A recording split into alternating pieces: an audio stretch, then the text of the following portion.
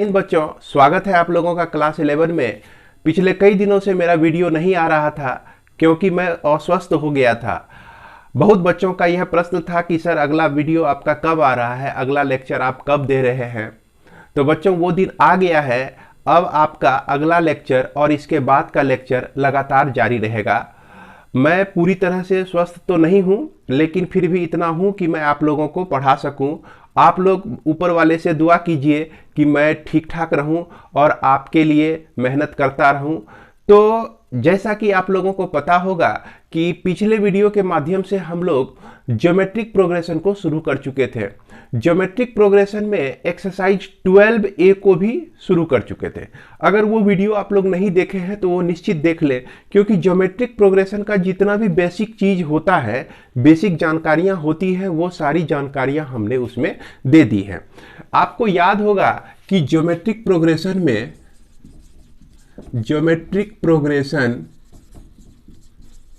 में हमने बताया था कि ज्योमेट्रिक प्रोग्रेशन को जनरली हम लोग किस किस टर्म से रिप्रेजेंट करते हैं। तो पहला टर्म ए, दूसरा टर्म ए आर, तीसरा टर्म ए आर स्क्वायर और चौथा टर्म ए आर क्यूब। इस तरह से हम लोग जनरल वे में ज्योमेट्रिक प्रोग्रेशन को रिप्रेजेंट करते हैं। इसके बावजूद हमने बताया था कि nth टर्म को किस तरह से हम लोग निकाल सकते हैं। तो nth टर्म निकालना है तो Tn equal to A r पर पावर n माइनस 1 निकाले थे। और एक चीज ध्यान में रखना है ज्योमेट्रिक प्रोग्रेशन का, इसका पहला टर्म छोड़कर कोई भी टर्म ले लीजिए और पिछले वाले टर्म से डिवाइड कर दीजिए। हमेशा रेशियो जो होता है दो टर्म का समान आता है, जिसको हम लोग कॉमन रेशियो कहते हैं। जैसे ए आर बाय आर किए, उसके बाद A R square by A R किए, उसके बाद A R cube by A R का स्क्वायर करते हैं। इसी तरह से सारे टर्म को लेते चले जाइए तो हमेशा आपको कॉमन रेशियो आर मिलता है। अब जो हम लोग अगला टॉपिक पढ़ने वाले हैं एक्सरसाइज 12B में, 12B को शुरू करने से पहले दो तीन बातें याद रखना है कि अगर आपको ज्योमेट्रिक प्रोग्रेशन में 3 टर्म्स कहे, 3 नंबर्स लेने के लिए कहे, यानी कि 3 नंबर जो कि ज्योमेट्रिक प्रोग्रेशन में है, तो आप क्या लीजिए, ए लीजिए, ए बाय ए इंटू आर लीजिए और ए बाय आर लीजिए। तो इस तरह से आप देखेंगे क्या कि यह जो है आपका ज्योमेट्रिक प्रोग्रेशन में है। ज्योमेट्रिक प्रोग्रेशन में कैसे है ये पता कैसे लगाते हैं कि पहला टर्म छोड़कर कोई टर्म उठाइए और ए जैसे उठाएं, ए को पिछले टर्म से डिवाइड कर दीजिए। तो इसको जब डिवाइड करेंगे ना आप, ए और यह आर ऊपर चला जाएगा, ए कट जाता है। इस तरह से हमेशा कॉमन रेशियो आर ही आता है। अब मान लीजिए कि हमने ये तीसरा टर्म लिया ए आर, अब बाय इसको डिवाइड कर दिए ए से, ए कैंसिल हो गया, तो यह देखिए आर ही आया, यहां भी आर ही आया। तो कॉमन रेशियो जो है हमेशा इसका सेम होना चाहिए, है ना। इसके बाद यदि इसमें यह कहा जाए कि 4 मेंबर्स ऑफ जीपी के 4 मेंबर्स को हमको लेना है, तो इसमें भी हमको सोचना है कि भाई कॉमन रेशियो सेम आना चाहिए। अब यदि हम देखिए, हमको तो पता है कि ए आर एक टर्म ले लिए, उसके बाद ए बाय आर ले लिए अगला टर्म, फिर एक टर्म ले लिए ए बाय आर का क्यूब और फिर अगला टर्म ए आर का क्यूब ले लिए। तो यहाँ पे आपके मन में ये प्रश्न आएगा कि यहाँ पर डायरेक्ट आप क्यूब कैसे ले लिए। तो हमारा जो है टारगेट कि पहले टर्म को छोड़कर कोई भी टर्म लीजिए और उसको प्रीवियस वाले टर्म से डिवाइड कीजिए। चलिए करते हैं, ये दूसरा टर्म लेते हैं और इसको पिछले वाले टर्म से हम लोग डिवाइड करते हैं। तो क्या मिलता है, तो मिलता है ए आर इंटू आर का क्यूब बाय ए खत्म, और यहां पर देखिए आर क्यूब है, यहां आर है, तो बच गया आर का स्क्वायर। ठीक है, तो ये आर स्क्वायर कह रहा है इसका कॉमन रेशियो। तो देखते हैं इसमें भी कॉमन रेशियो आर स्क्वायर आता है कि नहीं। ए आर को डिवाइड कर दीजिए ए बाय आर से। अब इसमें क्या होता है, A R into R by A हो जाता है, ए कट गया, तो इसका भी आर स्क्वायर आ गया कॉमन रेशियो। कॉमन रेशियो अगर आर स्क्वायर ही आ रहा है तो सब में आर स्क्वायर ही आवे, तो उस कंडीशन में हम इसको जीपी कह सकते हैं, है ना। 2 आवे कॉमन रेशियो, या 2 का स्क्वायर आवे, या 2 का क्यूब आवे, कुछ भी आवे, एक ही तरह का आवे, तो उस स्थिति में हम क्या कह सकते हैं, उसको जीपी कह सकते हैं। इसलिए 4 टर्म अगर जो कहा जाए आपको जीपी का लेने के लिए, और एक बात और जोड़ डालिएगा, 3 टर्म कहा जाए या 4 टर्म कहा जाए, उसके बाद क्या दिया रहे प्रॉब्लम में, प्रोडक्ट दिया रहे, जीपी के 4 टर्म का प्रोडक्ट दिया रहे, जीपी के 3 टर्म का प्रोडक्ट दिया रहे, तो इस स्थिति में 3 टर्म लेना है तो यही लेना उचित होता है, हमारा प्रॉब्लम भी सॉल्व हो जाता है और हम जीपी के नियम से भी बंधे रहते हैं। 4 टर्म लेना है तो इसी को हम लोग लेते हैं, जीपी का रूल भी फॉलो कर लेते हैं और हम प्रॉब्लम को आसानी से बना भी सकते हैं। अब यदि कहा जाए कि 5 टर्म आपको लेना है, तो 5 टर्म जीपी का लेने के लिए क्या क्या लेते हैं, याद रखना है, ए आर का स्क्वायर, फिर उसके बाद ए बाय आर और ए बाय आर का स्क्वायर।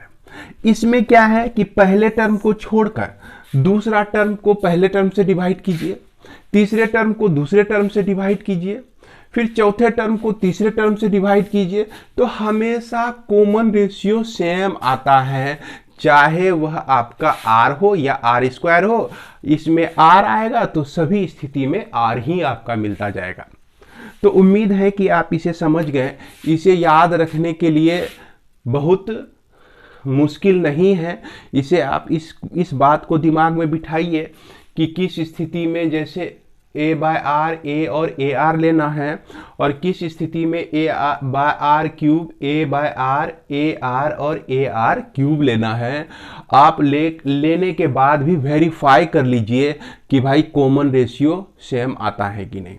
इसके एक्सरसाइज 12B का पहला नंबर क्वेश्चन हम लोग देखते हैं। एक्सरसाइज 12B का पहला नंबर का क्वेश्चन ये कह रहा है कि for what value of x are the numbers -2/7 x -7/2 in GP. तो -2/7 x और यह -7/2 इन जीपी, ये जो है आपका जीपी में हो x के किस वैल्यू के लिए। तो सीधी बात है कि जीपी में अगर होगा तो पहला टर्म छोड़कर दूसरा टर्म को पहले टर्म से डिवाइड कर दीजिए, और फिर तीसरा टर्म जब लेते हैं ना, उसको उसके पिछले वाले टर्म से डिवाइड कर दीजिए। तो डिवाइड करने के बाद जो ये देता है हमको कॉमन रेशियो देता है। कॉमन रेशियो तो हर एक स्थिति में जीपी का सेम होगा, तो इसलिए यह x square equal to -7/2 into -2/7 हो जाता है। 7 7 कैंसिल, 2 2 कैंसिल, तो यह माइनस माइनस मिलके +1 हो जाता है। यानी एक्स स्क्वायर का वैल्यू 1 हुआ और एक्स का value square root of 1। Square root of 1 जो है आपका एक बार +1 भी हो जाएगा और एक बार -1 भी हो जाएगा। ये तो ऑलरेडी पहले से जान रहे हैं आप लोग। इसलिए x का वैल्यू एक 1 भी हो गया और दूसरा -1 भी हो गया। यही हमारा आंसर हो जाता है। इसके बाद दूसरे नंबर क्वेश्चन में चलते हैं। For what value of x are the numbers x + 9 x - 6 x + 9 x - 6 और 4 इन जीपी। ये 3 टर्म्स जो दिए गए हैं आपका, इसको भी जीपी में होने के लिए x का क्या मान हमारा होना चाहिए। तो सीधी बात है, x - 6/x + 9 equal to 4/x - 6, है ना। कहने का मतलब कि पहले टर्म को छोड़कर दूसरे टर्म को उसके पिछले वाले टर्म से डिवाइड कीजिए, तीसरे टर्म को उसके पिछले वाले टर्म यानी दूसरे टर्म से डिवाइड कर दीजिए। तो ये जो होगा ना, ये कॉमन रेशियो देगा जो कि हमेशा कांस्टेंट होता है, यानी कि हमेशा बराबर होता है, r के बराबर होगा।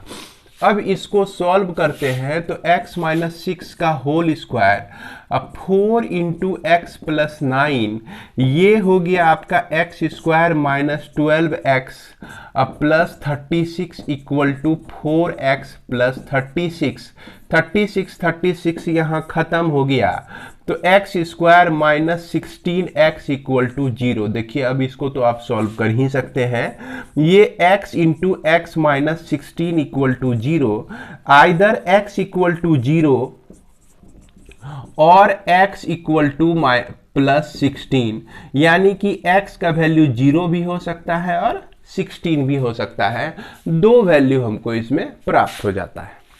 क्वेश्चन नंबर 3 में चलते हैं। तो क्वेश्चन नंबर 3 कहता है कि the sum of 3 numbers in GP is 39/10।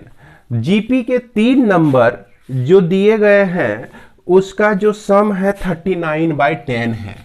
ध्यान से सुनेंगे, और मैं हमेशा एक बात कहता हूं कि जब भी आप लोग मेरी वीडियो को देखें तो अपने बुक RS अग्रवाल को हमेशा अपने साथ रखें, क्योंकि मैं यह गारंटी लेता हूं RS अग्रवाल एक बुक और NCERT का आपको मालिक बना दूंगा।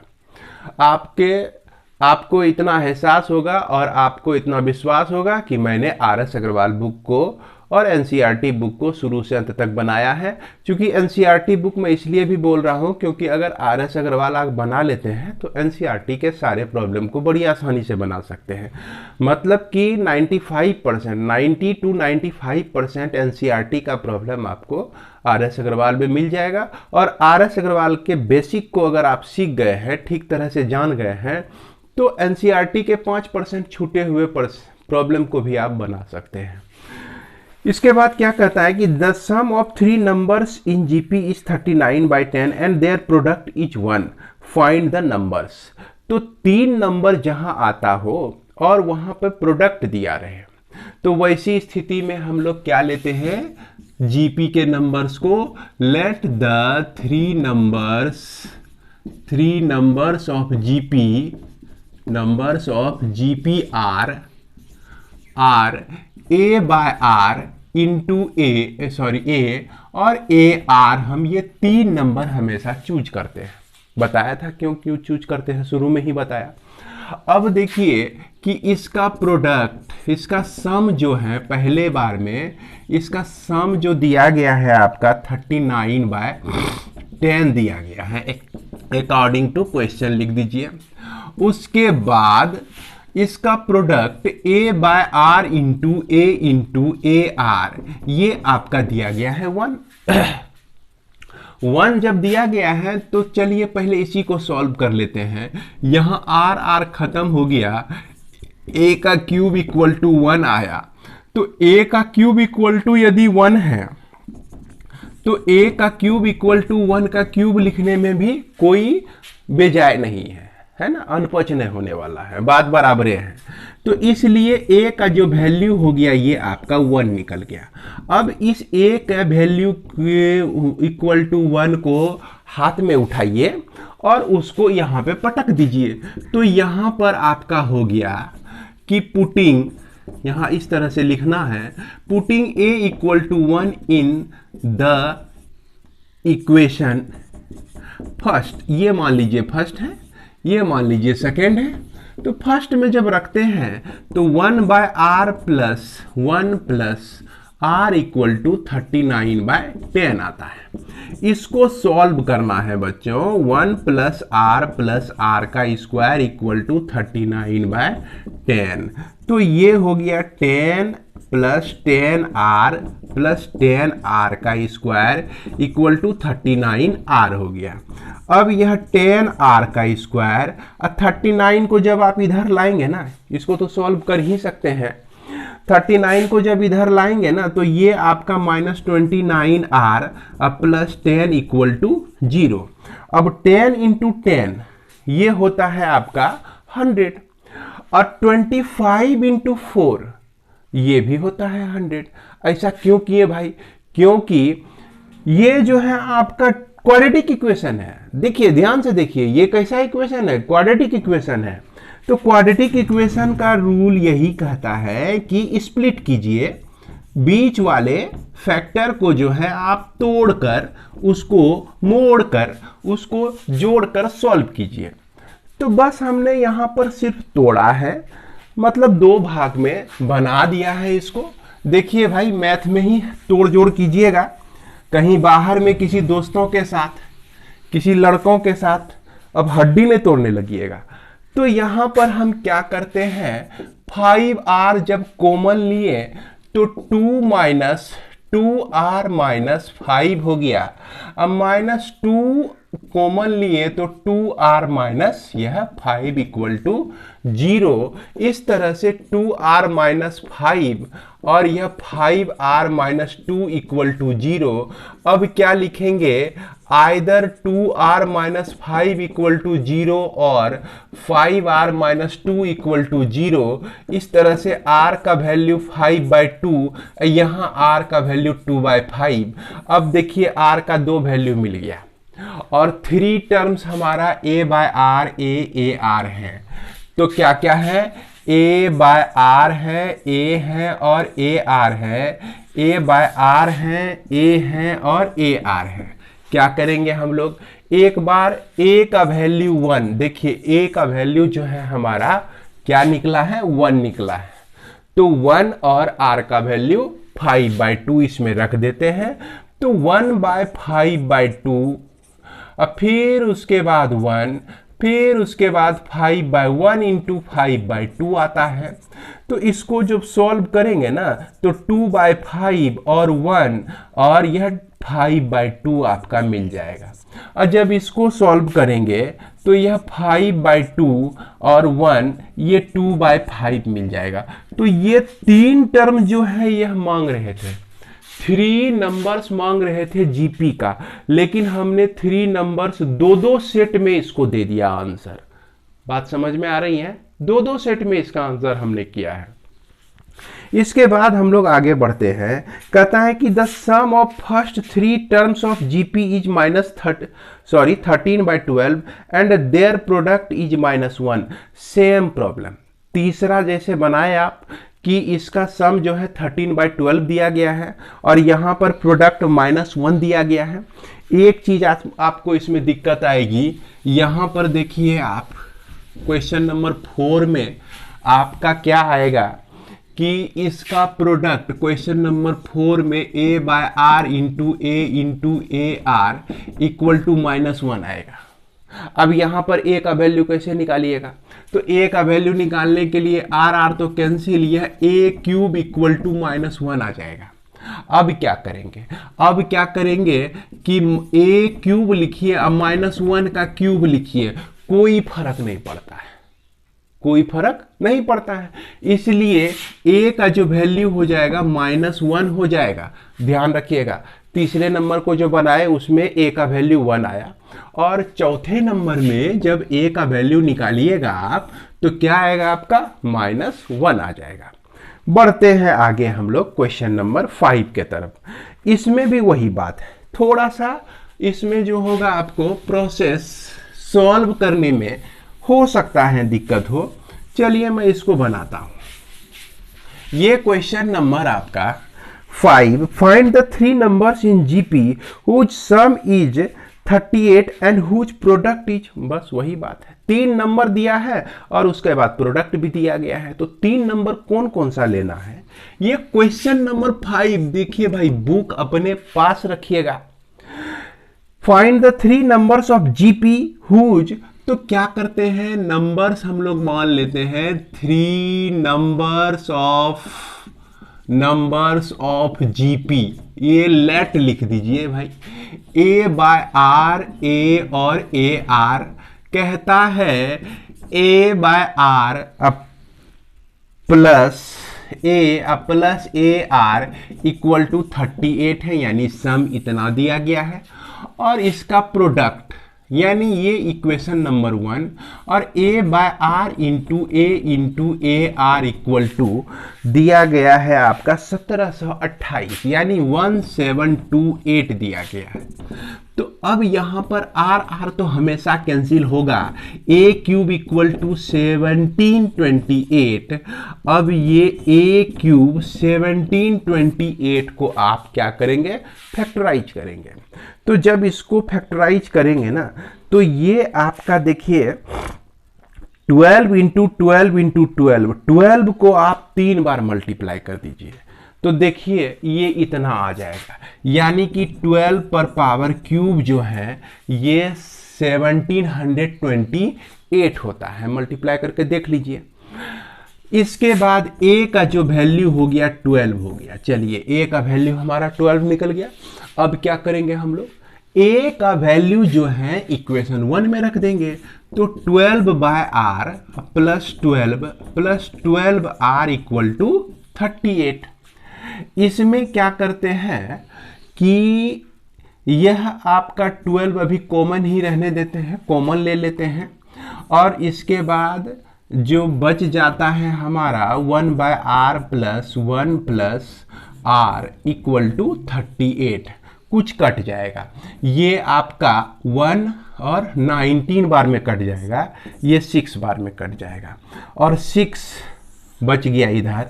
आर यहाँ पर आप एलसीएम ले सकते हैं, 1 प्लस आर का स्क्वायर इक्वल टू 19।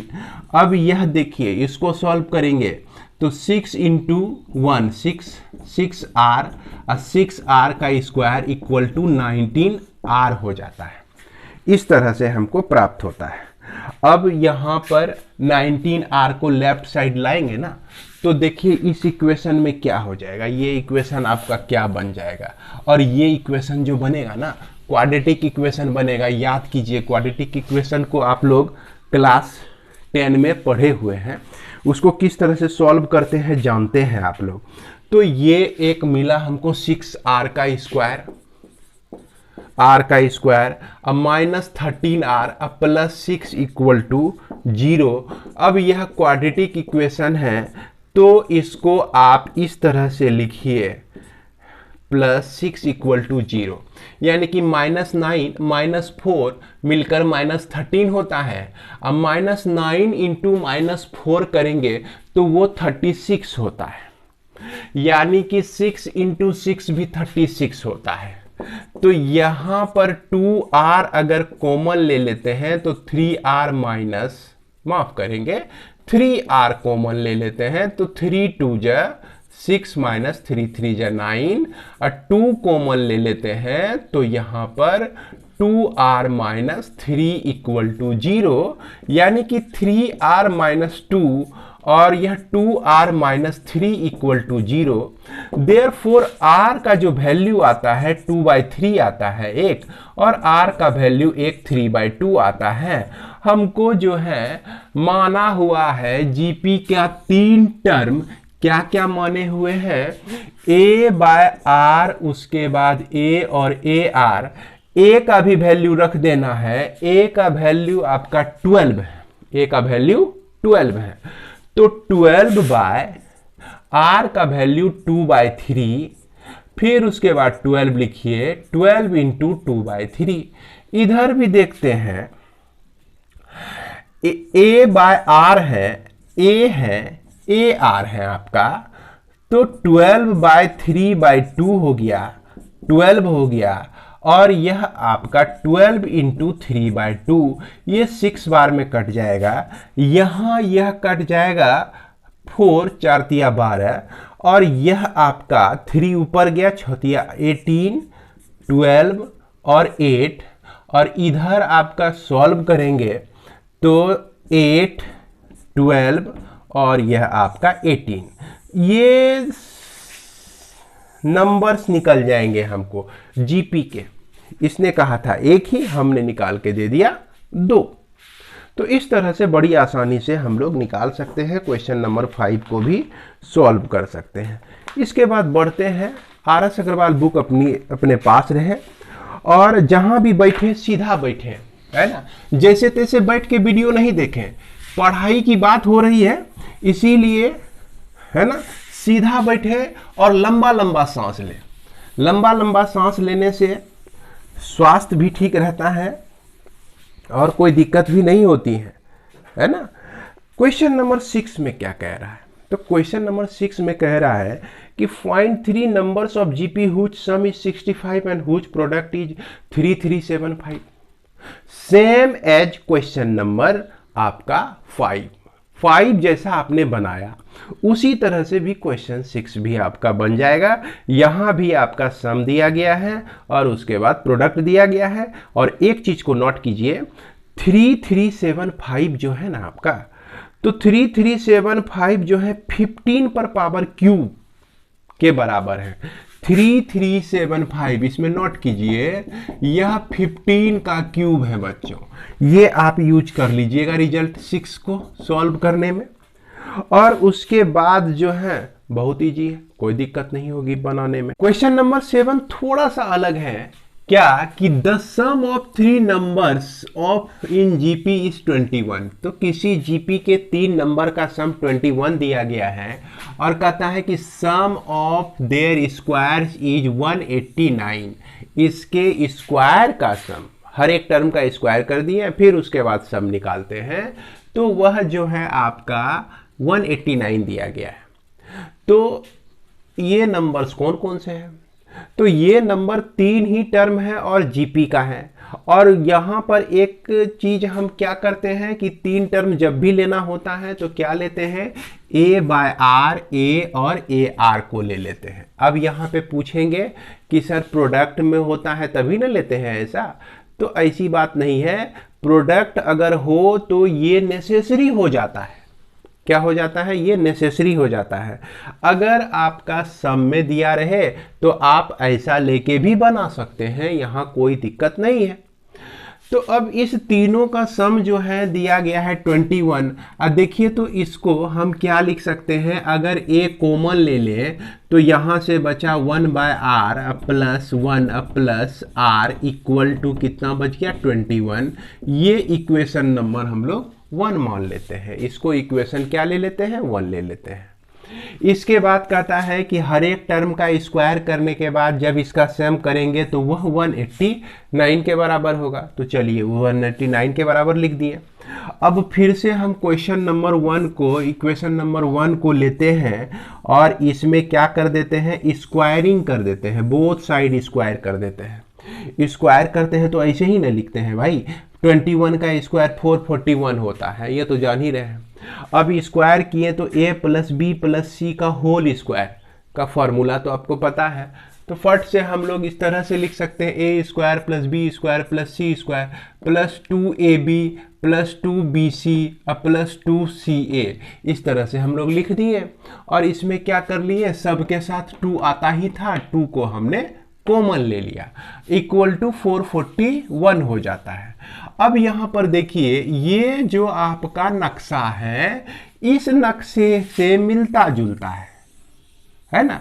अगर इस नक्शे का वैल्यू 189 है तो निश्चित रूप से इस नक्शे को भी हम 189 ही कहेंगे। भाई इंडिया का नक्शा आपको कहीं भी दिखाएगा तो आप इंडिया ही ना बोलिएगा। तो ये जो है 189 के बराबर हो गया। अब क्या करते हैं कि 2 तो कॉमन है ही, अब ये 189 को हम राइट साइड ले आए, 441 में माइनस करने से 252 बचता है, तो 252 आपका हो गया इसका वैल्यू। और यहां पर यदि ए स्क्वायर कॉमन हम ले लेते हैं तो हमको 1 बाय आर प्लस 1 मिलता है, इक्वल टू 252 मिलता है। इसके बाद हम लोग पुनः चलते हैं, किसमें, 1 में चलते हैं। 1 को देखिए आप, यहां अब 1 को देखिए, कहां देखना है आपको, यहां 1 को देखना है। ये इक्वेशन नंबर आपका 3 हो गया।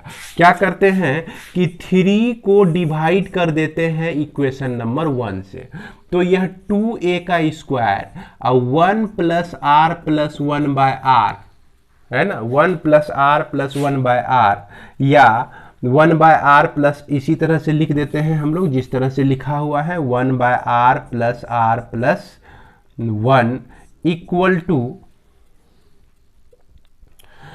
टू 252। हालांकि ये सही में इस तरह से होना चाहिए, 1 प्लस आर इस तरह से होना चाहिए, क्योंकि हमको यहाँ पर जो है 1 बाय आर प्लस 1 अब प्लस आर, इस तरह से दिया गया है। आप सम है तो सम में ऑर्डर चेंज करके लिख सकते हैं। इसको हम डिवाइड कर दिए किससे, इससे डिवाइड कर दिए a into 1/r plus 1 plus r से। तो भाई राइट साइड में भी तो डिवाइड हो जाएगा, 252 डिवाइड हो जाएगा 21 से। तो यहाँ पर ये इतना बड़ा टर्म खत्म हो गया, एक खत्म हो गया, तो 2a इक्वल टू दिस। अब इसको यदि आप कटाते हैं ना तो यह 12 टाइम्स में आपका कट जाता है। कितने टाइम्स में, 12 टाइम्स में कट जाता है। देयरफॉर a का जो वैल्यू हो जाएगा 12/2 इक्वल टू क्या निकल जाएगा आपका, 6 निकल जाएगा। तो इस तरह से हमको a का वैल्यू मिल गया, 6 मिल गया। अब क्या करना है, a का वैल्यू जब 6 मिल गया तो r का वैल्यू निकालना है। r के वैल्यू को निकालने के लिए हम लोग इसको यूज कर सकते हैं, इक्वेशन नंबर 1 को यूज कर सकते हैं। तो देखिए किस तरह से सॉल्व कर सकते हैं हम लोग। तो इसको सॉल्व करना तो आसान है, क्योंकि इस तरह के सॉल्यूशन को हम कई बार देख चुके हैं। आप देख सकते हैं a का जो वैल्यू है 6 है, 6 हमने a के वैल्यू को रखा और 6 को जो है राइट साइड लेके डिवाइड कर दिया। फिर उसके बाद या तो आप ऐसे भी कर सकते हैं, 6 को राइट साइड डिवाइड मत कीजिए, 6 को रहने दीजिए इसी जगह, है ना। 6 into 1 6, 6 into R 6r, 6 into R square 6r² equal to 21r।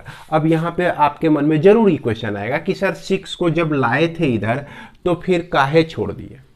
तो कोई दिक्कत नहीं है, आप इस तरह के छोटे मोटे प्रॉब्लम को जैसे सॉल्व कीजिए। चूंकि 6 हमने लाया था, सोचा एग्जैक्ट डिविजिबल होगा, लेकिन 6 से 21 जो है एग्जैक्ट डिविजिबल नहीं है।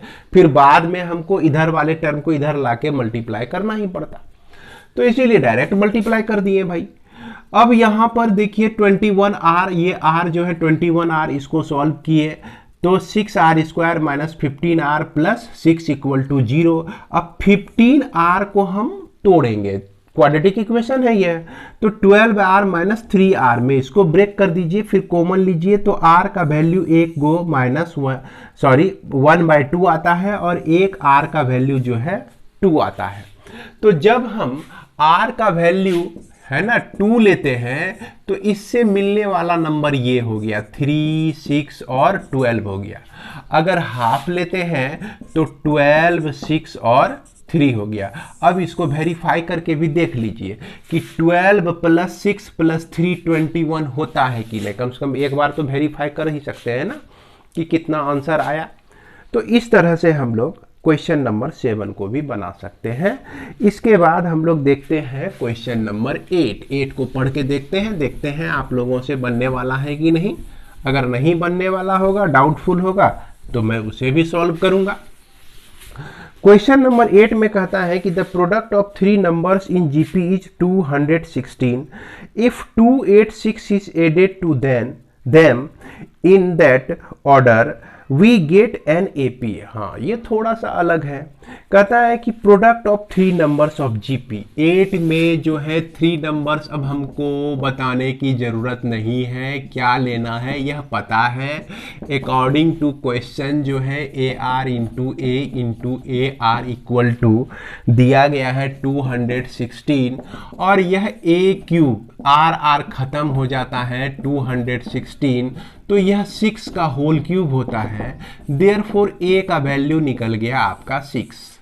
और ये नंबर्स कहता है कि फर्दर, फिर आगे बढ़िए भाई।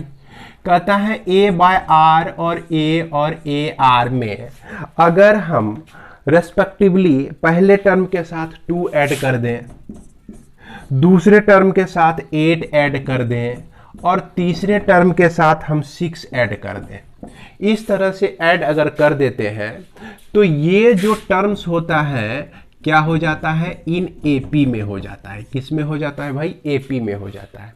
तो अब चलते हैं फ्लैशबैक में। AP का क्या रूल होता है कि पहला टर्म छोड़कर कोई भी टर्म के साथ पिछले वाले टर्म को माइनस कर दीजिए, तो कॉमन डिफरेंस जो निकलता है वो सेम होता है। तो यहाँ पर निश्चित रूप से A+8 में माइनस कर दिए A/R +2, equal to A R plus 6 को माइनस कर दिए, ए प्लस 8 माइनस कर दिए, तो ये सब जो है हमको क्या देता है, कॉमन रेशियो देता है। अब इसको सॉल्व कैसे करेंगे, a का वैल्यू रख देते हैं, a का वैल्यू 6 है, तो 6 plus 8 minus 6 by are plus 2 equal to 6r plus 6 minus 6 plus 8। तो 6 प्लस 8 जो होता है 14 होता है, 14 माइनस 6 बाय आर प्लस 2 और इसके बाद 6r प्लस 6 और माइनस यह आपका क्या हो गया, 14 हो गया।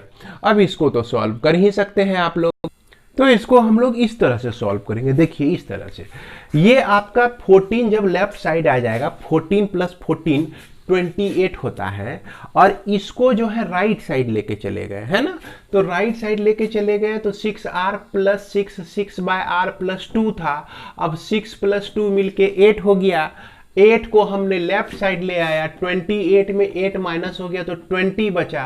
अब यहाँ पर देखिए, इसमें अगर एलसीएम r लेते हैं तो 6r का स्क्वायर प्लस 6 होता है, ये r आपका लेफ्ट साइड में चला आ गया तो 20r हो गया, तो मिल गया हमको क्वाड्रेटिक इक्वेशन। क्वाड्रेटिक इक्वेशन में भी देख सकते हैं 6r square minus 20r plus 6 equal to 0। अब इसमें 2 कॉमन लिए तो क्वाड्रेटिक इक्वेशन, और 2 इधर 0 से डिवाइड होके खत्म हो गया, बर्बाद हो गया, हेरा गया, तो 3r का square minus 9r minus r plus 3 equal to 0 factorise करके हमने r का वैल्यू निकाल लिया, एक बार 3 और एक बार 1/3, 2 वैल्यू निकाल लिया। और यहां पर हम देख रहे हैं कि a का जो वैल्यू हमारा निकला हुआ है 6 निकला हुआ है ऑलरेडी। इस वैल्यू को हम लोग रख देते हैं इसमें जो कुछ माने हुए हैं, तो इस तरह से हम लोग रिक्वायर्ड नंबर ज्ञात कर सकते हैं। इसके बाद हमारा लास्ट क्वेश्चन है 9 नंबर। 9 नंबर में कहता है कि the product of 3 numbers in GP is 1000। तो कहता है 3 नंबर का जो प्रोडक्ट है ना वो 1000 है। देखिए 9 तो आप लोग बना ही लीजिएगा, लेकिन फिर भी चलिए मैं सॉल्व करता हूं आप लोगों के लिए।